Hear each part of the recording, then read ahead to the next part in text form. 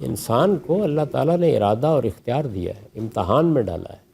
یہ ماننے کے بعد بھی انسان کے اندر خواہشیں ہیں، رغبات ہیں، وہ غلبہ پا لیتی ہیں۔ تو اس کشمکش میں بعض اوقات انسان باوجود اس کے کہ وہ جانتا ہے میرا ایک پروردگار ہے، جانتا ہے مجھے اس کے سامنے پیش ہونا ہے، پھر بھی غلطی کرتا ہے، پھر بھی کوتاہی کرتا ہے۔ تو یہ انسان کو جو ارادہ اور اختیار دیا گیا اس کا ظہور ہے۔ اپنے آپ کو بہتر کرنا یہ ٹارگٹ ہونا چاہیے۔ گناہ سے آپ مکمل طور پر بچ جائیں یہ ممکن ہی نہیں ہے، غلطی ہوگی، کوتاہی ہوگی۔ ہمیں جو تعلیم دی گئی ہے وہ یہ ہے کہ جب احساس ہو جائے کہ کوتاہی ہو گئی ہے، جب معلوم ہو غلطی ہو گئی ہے، تو بندہ اپنے پروردگار کی طرف لوٹے۔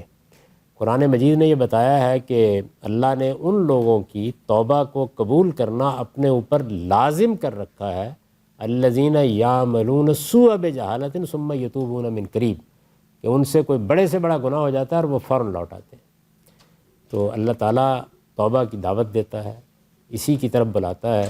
غلطیوں سے پاک نہ میں ہوں نہ کوئی اور ہو سکتا ہے، یہ تو اللہ کے پیغمبر ہی ان سے پاک رہے۔ اس لیے ہم گناہ گار انسانوں کو اللہ پر ایمان کو زندہ رکھنا چاہیے، تازہ رکھنا چاہیے، اور کوشش کرنی چاہیے کہ جہاں غلطی ہو جائے وہاں ہم اپنے رب کی طرف لوٹ آئیں، جہاں کوئی کوتاہی ہوئی ہے اس کی تلافی کرنے کی کوشش کریں۔ یہ جد و جہد ہے جو مرتے دم تک کرنی ہے۔